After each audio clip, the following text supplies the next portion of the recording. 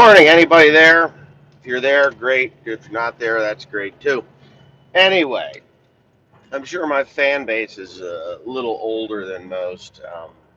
I don't do the glitzy shitsy kid videos that, you know, will get a child to get up out of bed in the morning to, you know, a kid that's just looking for new green paint to get out of bed in the morning to watch some old fucking bald guy with a headset driving his Peterbilt to go pick up fertilizer that's made from shit.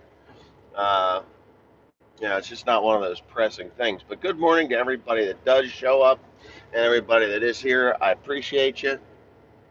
So I just watched a video as I listen to it. That's what I do when I'm on here. Is I listen to videos. Sometimes I'll glance at them, but right here on my dashboard, I've got a real nice little shelf on this Peter shit, and it holds my phone. So, uh, anyways, I just watched this video, and it was from a conservative show, Sean Hannity, which I don't really like. I don't like Hannity. Jesse Waters I like, from Fox, but Hannity, I'll watch him a little bit here and there, but he's more of a hard copy kind of. If you're old like me, you'd know who hard copy is, but hard copy was a TV show back in the 90s. I don't think it made it into the 2000s. Anyways, he was talking about yesterday's ruling or the day before's ruling in the Supreme Court on fairness in college admissions, right? Fairness in college admissions. So I'm a I don't think I have a very high IQ personally. I've never taken an IQ test. Um, my IQ is not measured the way you would measure the IQ of an academia student. I don't believe that it is. Last time I took an aptitude test, they told me I was going to be a farmer, which was a slur to me at the time because back then farmers were looked down upon as being dumb, dirt scratching idiots that rode around on tractors all day and fucked their animals. That's exactly what a farm was in my area. So, anyway, of course, they don't realize that agriculture is a very educationally intense profession. If you are not apt to do the job, you will fail. If you don't know symptoms of crops and stuff like that, you will fail. But anyways, back on subject here, if anybody's even interested, is the the fairness in college admissions to Harvard and whatever Camp Hill, North Carolina, or whatever the hell that fancy pants college is that's down there. What they were doing was they felt that there were too many Asian kids in their school. So if you were, they would only allow so many Asians in, and once they hit that number, then that was it. No more Asian kids. And they were using this bullshit affirmative action horse shit to um, fill the seats with lesser qualified students. Now, Asians are no more smarter than me, none of them. They're all of average IQ. You have it's not like every Asian is born knowing math forward, backwards, front, up and down, inside and out, or, the ability to memorize scripture or books and nuclear equations and shit like that. I'm sure there's some that can.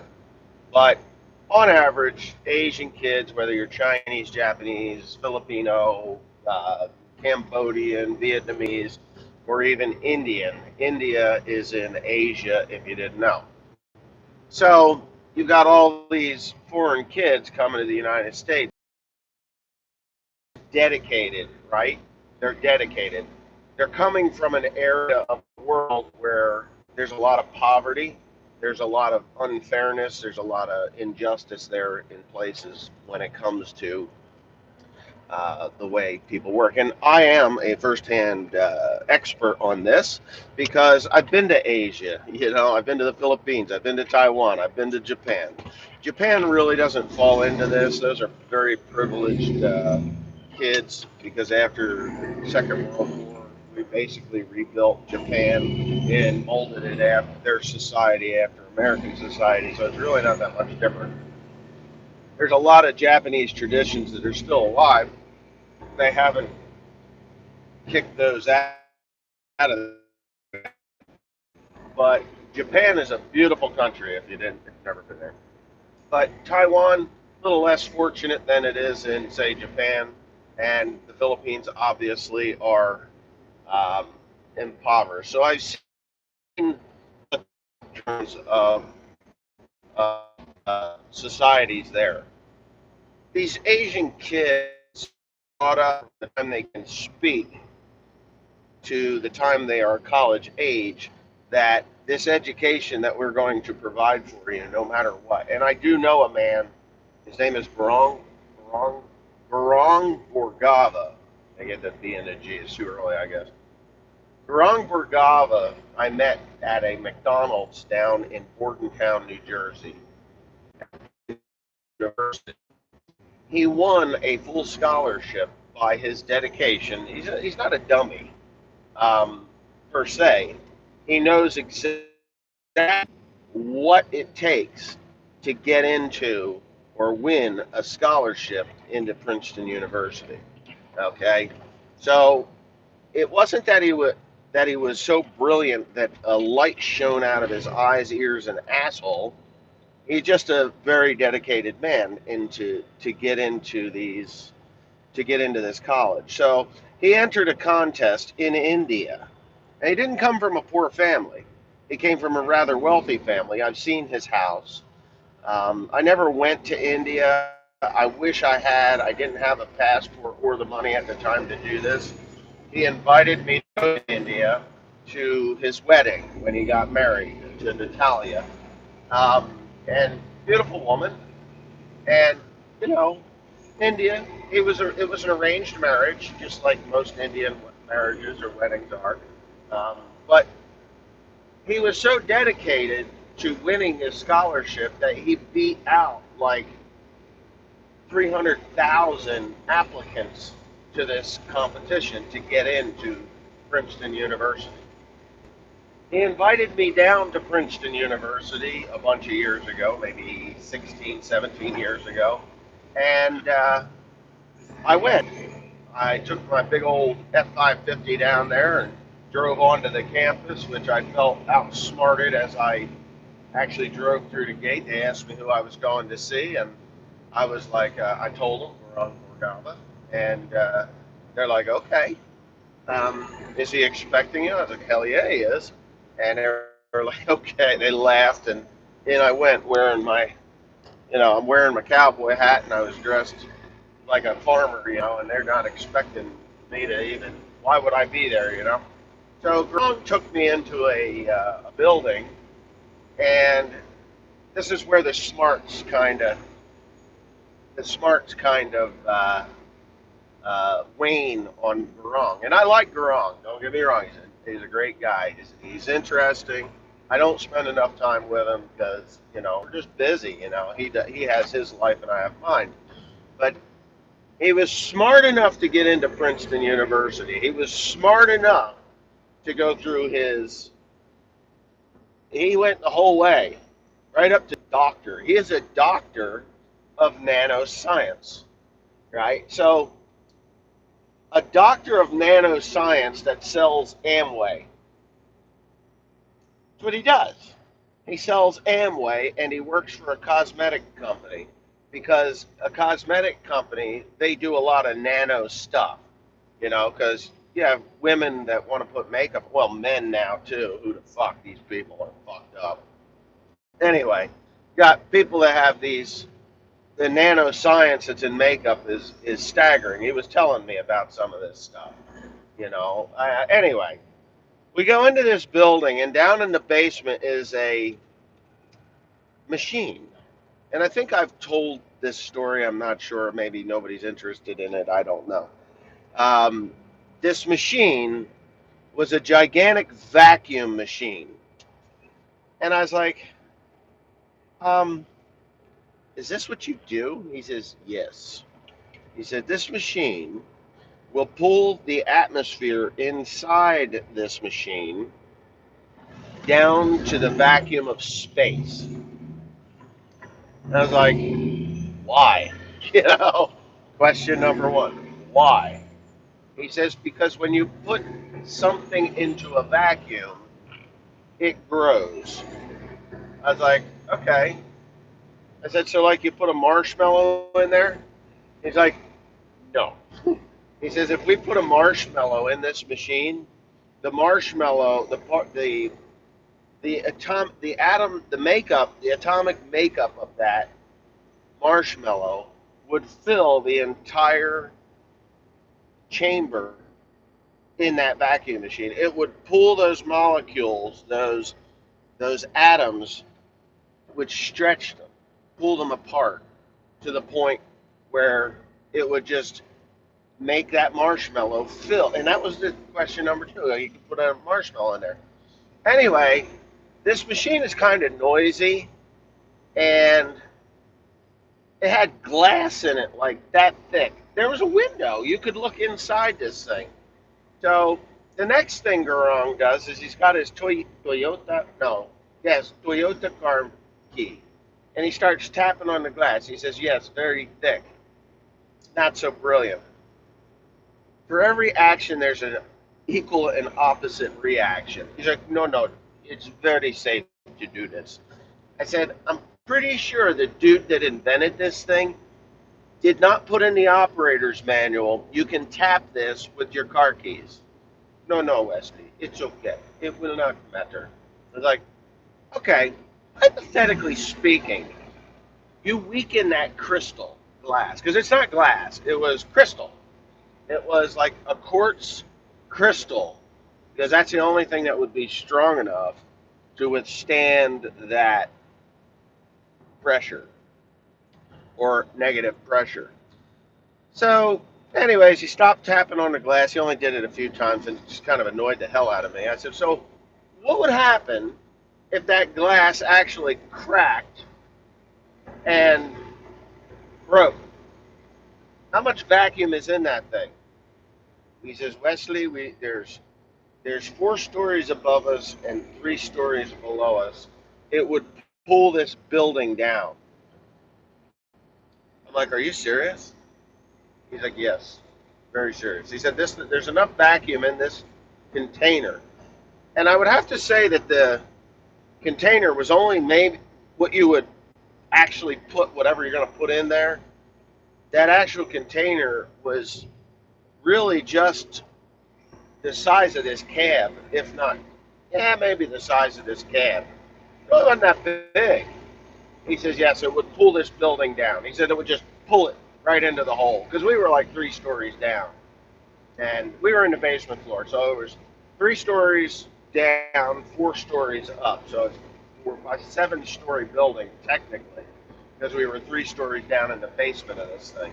In my opinion, it should have been on the top floor, not on the bottom floor, because if it did actually have an accident and imploded, it would have pulled the building all the way down. If we put it on the top, it would only pull maybe the top 2 floors, because it would be pulling air from elsewhere. But that's just the dumb farmer here, not the engineer. So anyhow, that's he got in a full scholarship by being dedicated. They made qualified to get into these schools, uber qualified. So there's only so many Asians you're allowed to get into Harvard. I think it's Camp Hill or whatever hill in North Carolina, whatever this other one is. And the rest have to be other minorities, and so many whites, so many blacks, so many uh, Indians, so Indian Native Americans, whatever. If there's so they're not going off of the qualifications of the people that are applying to get into these schools. They're just going off of the skin color and using the actual smarts of these people or their dedication to allow them to get in, which is wrong. Um, we want the best and the brightest in these colleges, right? Isn't that what it's supposed to be? Politics should be left completely out of college. Out. There shouldn't be some professor up there spewing his liberal bullshit for kids to listen to at the beginning or the end or even all through the whole entire class unless it's a political science class. And even political science should be equal on both sides. Should be the liberal view versus the conservative view, or the libertarian view versus the Green Party. All these different views. So I can't see what the hell that said. I don't have my glasses. Um, yeah. So, oh wait a minute. Somebody said that thing is still there. I core drilled for steps that were going to a new building next door. It had diesel type blowers, vacuum. Yeah. That thing was still there. It was there 18 years ago, 15 to 18 years ago. Okay, so that is what is really wrong with the colleges today, is that they're just indoctrinating kids into this, indoctrinating young minds into this liberal ideology and vilifying all the other uh, thought processes. You're either a liberal or you're a piece of shit, stupid, mouth breathing, don't know how to brush your teeth, redneck that, you know, is trying to destroy the country. Well, yesterday was, or well, this morning for me, but I think it was the day before yesterday. It might have been yesterday. The decision by the Supreme Court to uphold the 14th Amendment of the U.S. Constitution. Um, the 14th Amendment to the U.S. Constitution, no, the cop, was upheld yesterday by the Supreme Court, um, to stop these colleges from discriminating against people because of their skin color. It doesn't matter the package, right? As long as the goods inside are worthy. So if you bought a if you bought a set of glassware, right? Glassware, crystalware. You're gonna have a dinner party and you want really nice crystal. So you go and you spend the money on this crystal glassware or whatever, lead crystal drinkware, and it comes in the box you bought it in is just tattered and torn, but the crystal is still okay inside. Doesn't matter the package, the goods are still there. They're still there. I've seen boxes that look like they're pristine, and the stuff inside was absolute trash. So it doesn't matter. It doesn't matter if you're looking at me or my wife. If we're good people, we're good people.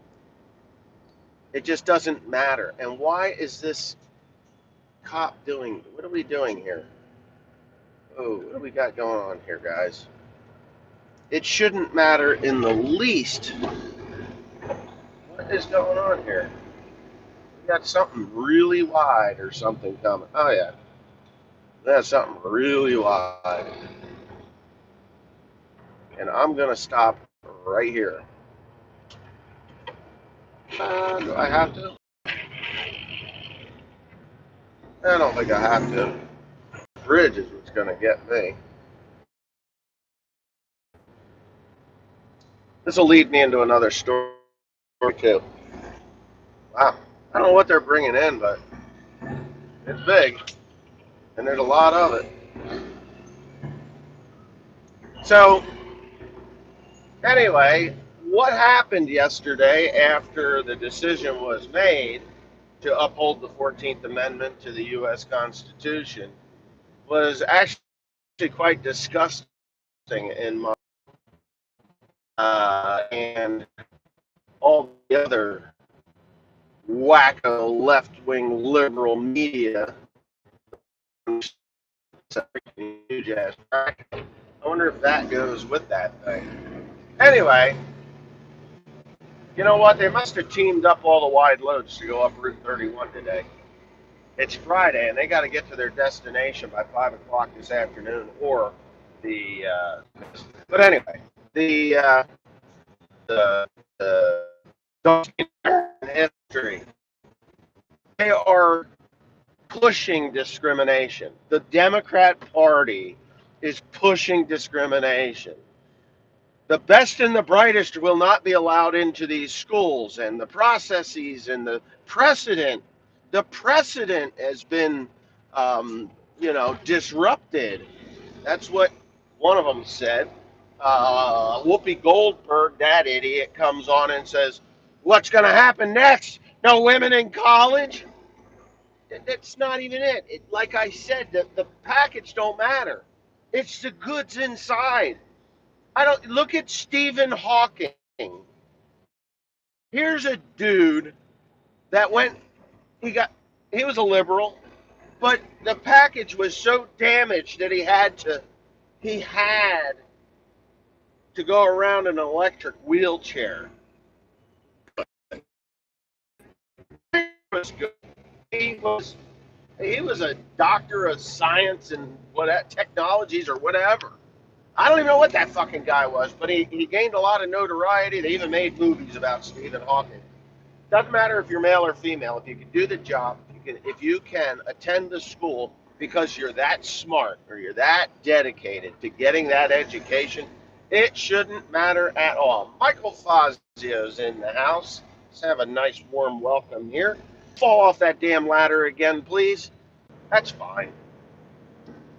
Anyway, so I'm going to go back to what I was talking about, but the left-wing media has gone into full meltdown, mental meltdown over this decision because, well, I don't know why, other than they don't want people to be accepted on their merit versus it.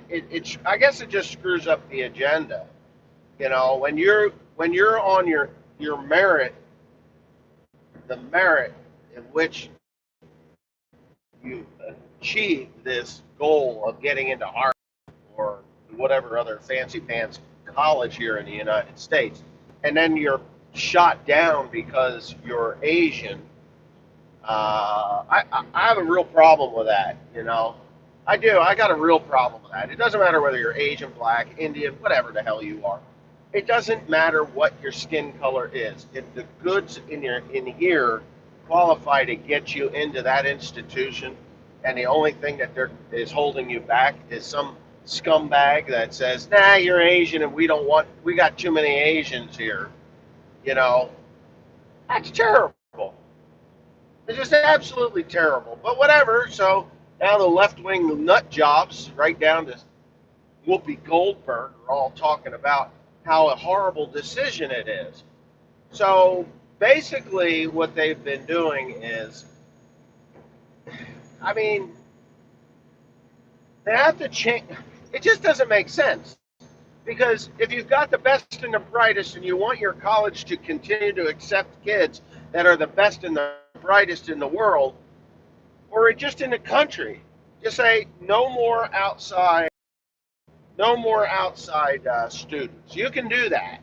That's our policy. If you say Harvard comes on and says, we are no longer accepting kids from other countries, you have to be a U.S. citizen in order to come to our school.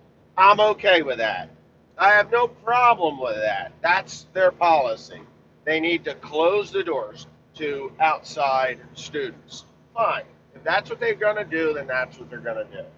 What they can't and shouldn't do is say, we're open to the world, send us your best and your brightest, and then discriminate against them because there's too many Asian kids that are blowing away the white kids or the black kids or the Hispanic kids or all these other kids that think they're super smart but aren't super smart. You know, I mean, there's a lot of that going on. So you take away the best and the brightest, you turn them away, and you allow kids that, well, my dad went to Harvard, or, well, my mom went to Harvard, or, well, my great grandfather, there's a building named after my great grandfather at Harvard, and they're going to have to accept me.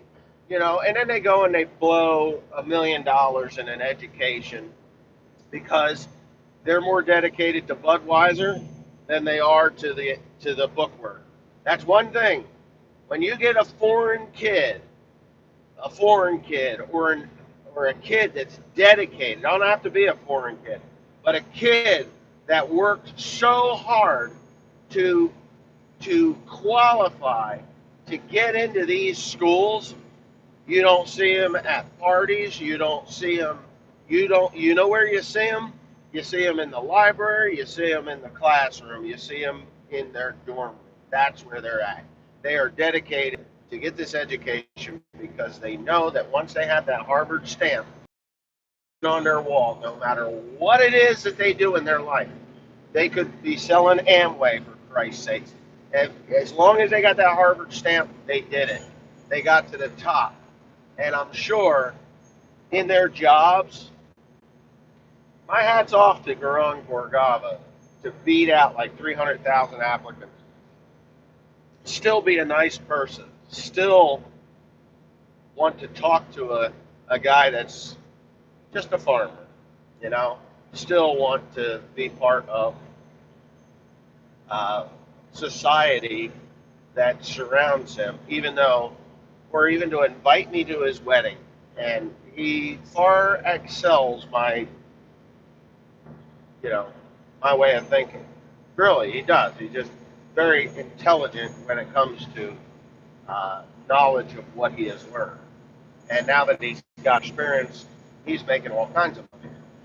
But it don't know. It don't matter. It doesn't matter. It's all whatever. Anyway, so if you're a liberal and you're watching this, what the hell is wrong with your party? You know, you want equality, but you're willing to discriminate to get it, which is not equality at all. And that's coming from some guy who never even went to college. I went to a college a few times, but I never was educated in a college.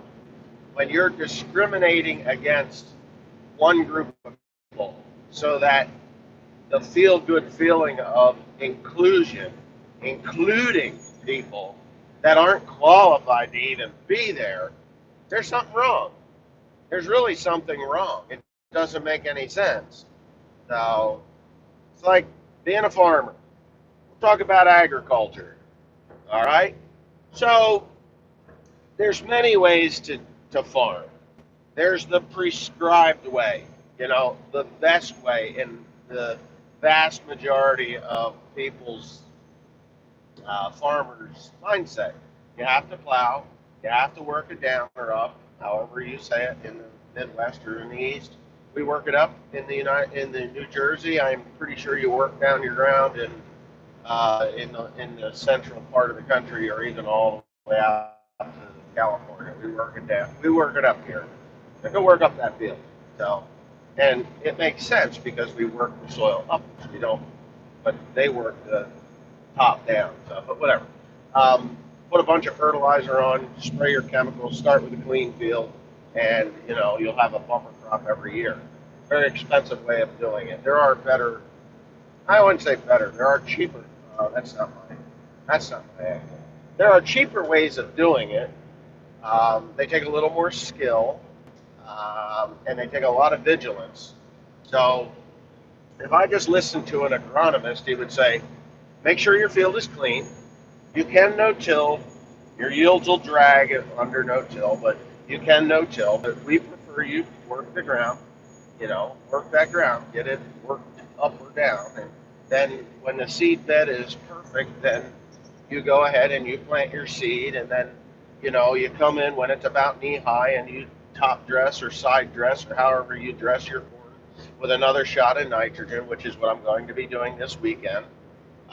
When you do that, and then yeah, once you get that done, then your corn will grow. Make sure you don't have any fungus, don't have any insects, don't have anything. So that's the prescribed. That's the prescribed thing. That's how you have to do it according to the agronomists and the fertilizer plants and everybody that does it. When you go into what I'm attempting to do, which I feel I'm successful so far, I do have some issues. There's always issues. No matter what, there's always issues. You know, if I had a fungus issue, there's some things that you can put on that do not kill everything. They just kill the fungus that's on your plant. If you have a issue with insects, there's the same stuff you can put on that only kills the sap-sucking types of insects, the secret sauce. Then there's the issue of deficiencies. Well, you can always come in and recover that crop. Like right now, I have a nitrogen deficiency. I am not happy about this nitrogen deficiency because I put the nitrogen on, not all of it. I actually had a pretty good idea that I was going to have to come back in and do this. So I'm vigilant on my fields. I know what the corn looks like. I know what soybeans look like when they're having an issue, and I can identify those issues. Now, I'm qualified to do this because I understand plants. I'm 51 years old in a couple of days. My birthday's on July 5th, and I will be 51 years old. And, so I've been doing this a while. I don't need an agronomist to come out and say, I go out and I look and I can see that I got aphids, or oh, you got weevils, or you got thrips. Oh my God, you got thrips. Thrips and soybeans will turn your leaves yellow. I mean, they're just little sap sucking motherfuckers, and you got to deal with them. So what do you deal with them with? You go out and, according to the agronomist and the fertilizer plant, the chemical salesman, he's going to tell you to get the most expensive insecticide that you can get to spray these thrips with. Well, there's alternatives to that. You little cocksucker, you're going to cut us off? Well, you ain't going to cut me off because I'm about ready. Bastard. Won't move over, man.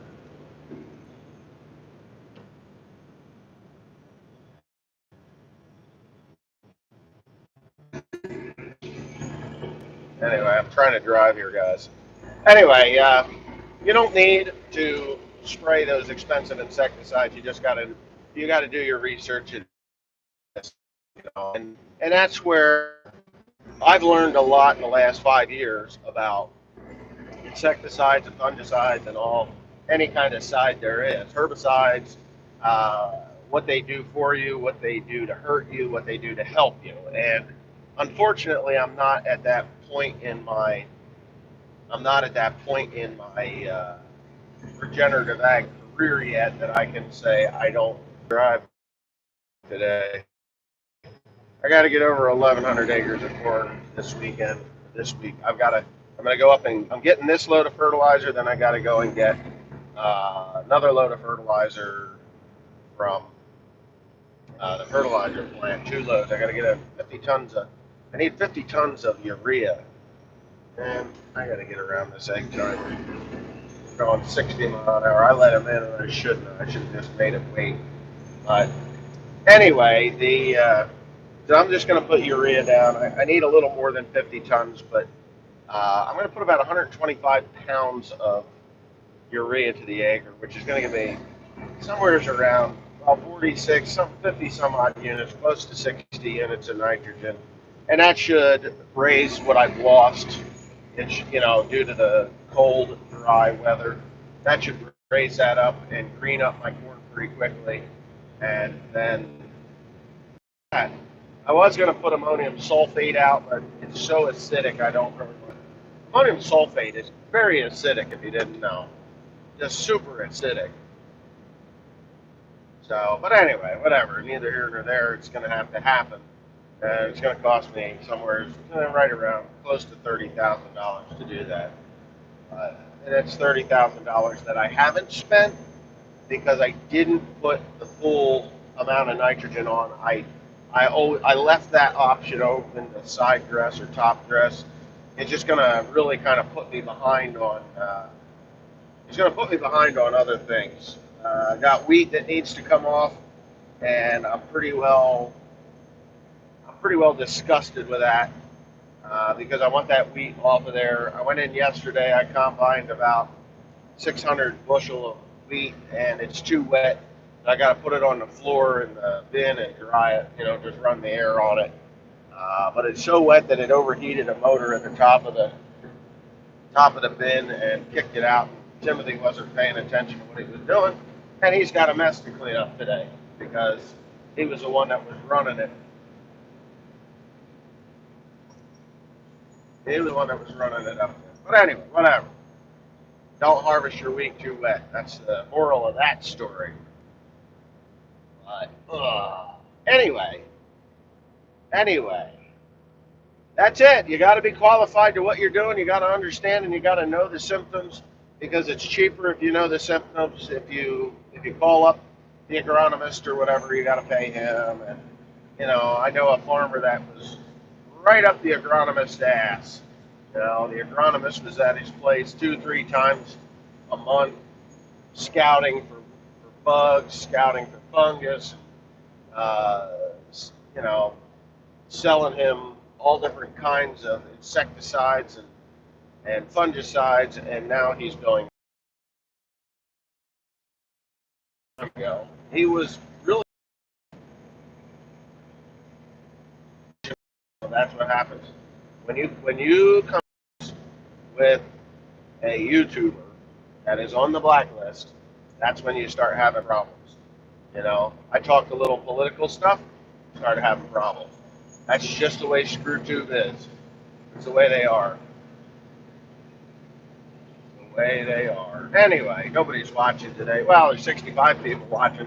Thanks for being here, guys. I really appreciate you, but it's not a normal subject, and I'm not doing anything spectacular here. Practices are I don't have the support of the equipment companies to be on YouTube. I should just quit. I thought that was funny because I'm not irrelevant. I am actually more relevant than a lot of people on YouTube. And the reality of it is that the style or the things that I'm doing on YouTube or on this farm are going to be forced on us. They're going to be forced on us. And you're going to have to deal with it. Whether it's, whether if you want to get the money from the government, I don't get the money from the government. I don't pay any attention to those idiots. I left that agency over 12 years ago, maybe 14 years ago now. I don't care to ever go back. I don't need their money. I don't want it. If I can't make it on my skill, I can't make it at all. People can criticize me and tell me I'm an idiot, but I'm seeing a lot of people do the same thing that I'm doing voluntarily. So I must be doing something somewhat right. Come on. Come on, you cunt.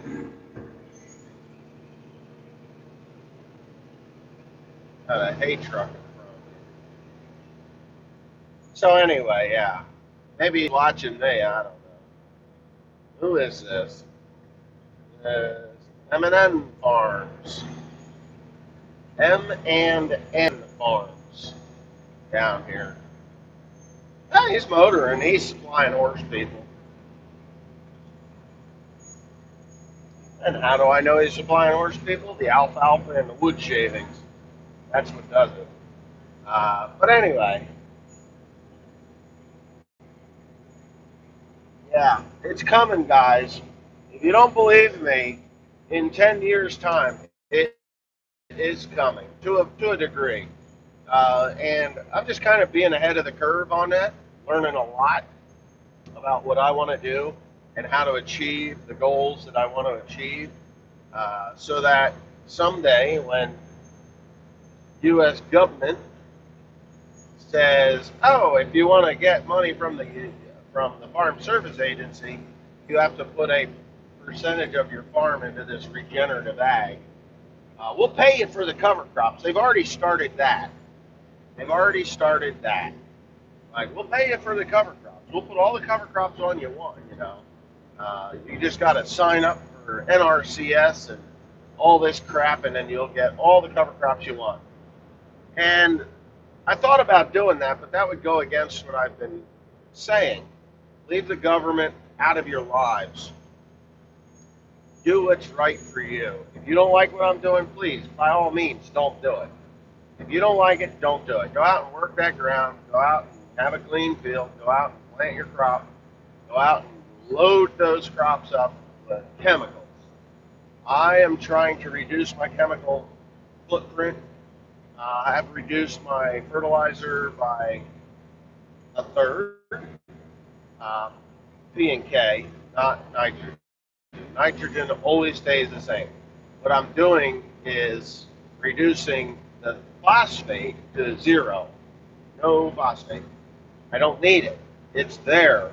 You take the cover crop to produce the phosphate, or break down the phosphate that's already in your soil, and then a little bit of potash, and the rest is nitrogen. So I've taken that third out, probably a little bit more than a third out, but we'll just do that. Reduced my glyphosate.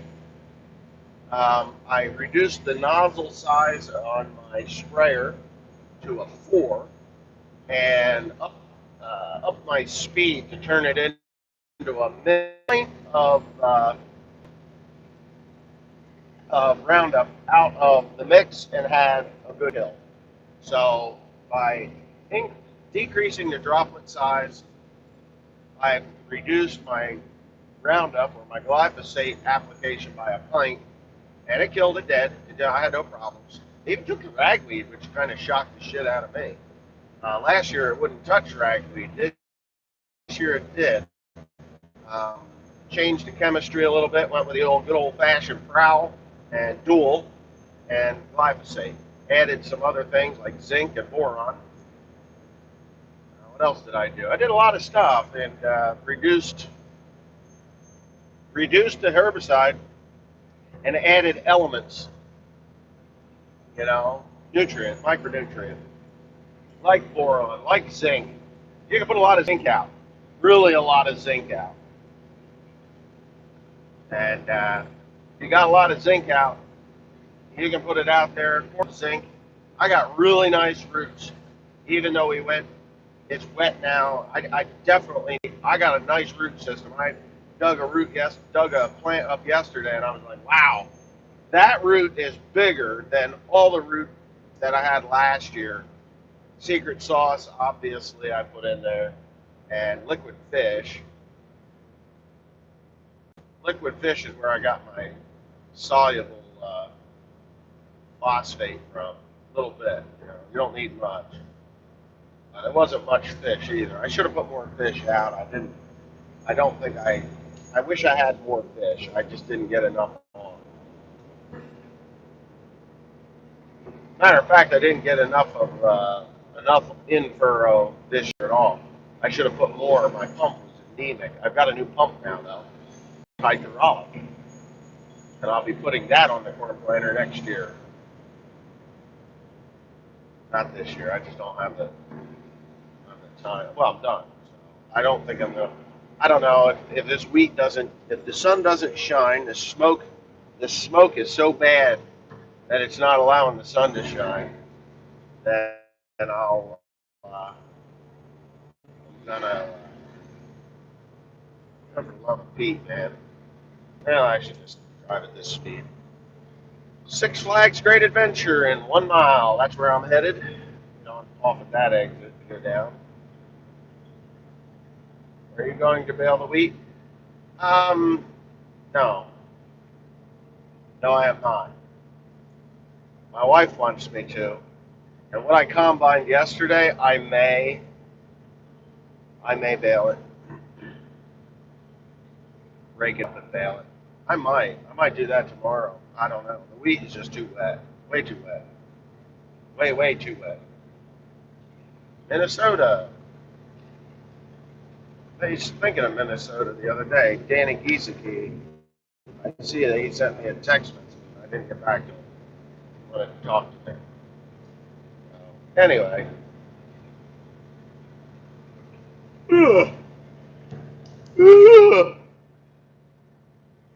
What a day. Anyway, I'm getting off here, going down to Freehold, New Jersey, where the Jews are. If you don't know where Freehold is, or the Jews in Freehold, there's a lot of Jews in Freehold. Can you put the wheat in the dryer? Yeah, sure. No, I'm not going to. I'm going to actually just spread it. What I cut yesterday, I'm going to spread it out on the grain floor in the bin. I got to get it in the bin though, because the damn auger overheated the auger. But it's just way too wet. I mean, I'm sending wet shit through that poor combine. Come on, old. Oh my God. What is that? An old Dodge K station wagon.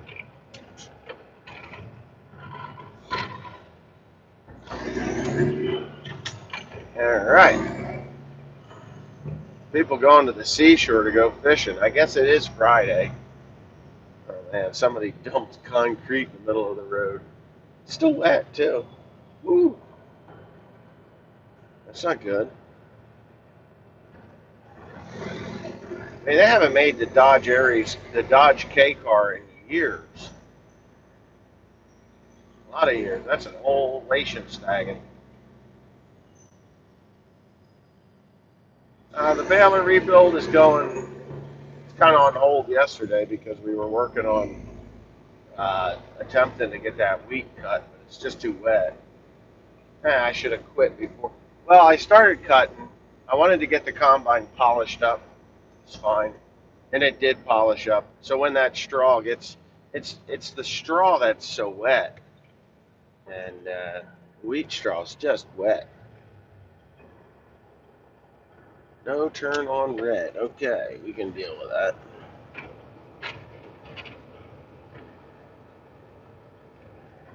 Oh yeah. All right, so I'm at a stoplight. If you want to talk to me, I can read. Ugh.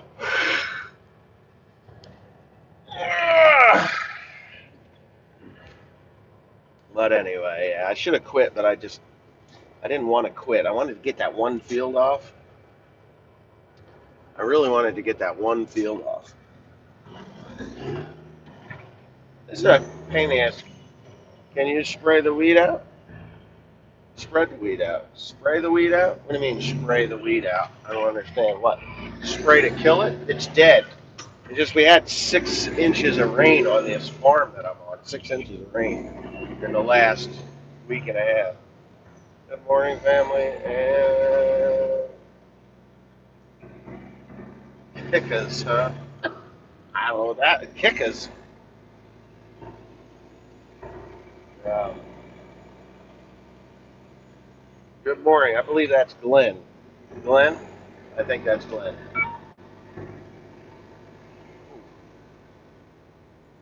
So yeah, I got a lot of work to do in the next few days.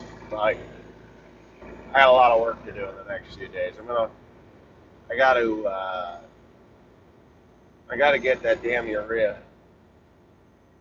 Kicks is? It is. Kicks it is. Kicks. What the hell's kicks?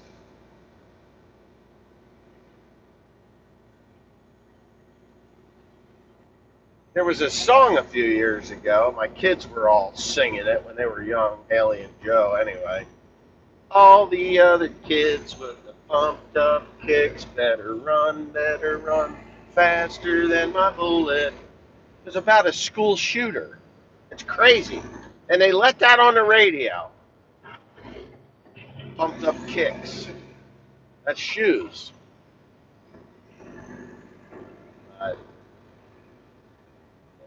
At least that's what I was told kicks were shoes.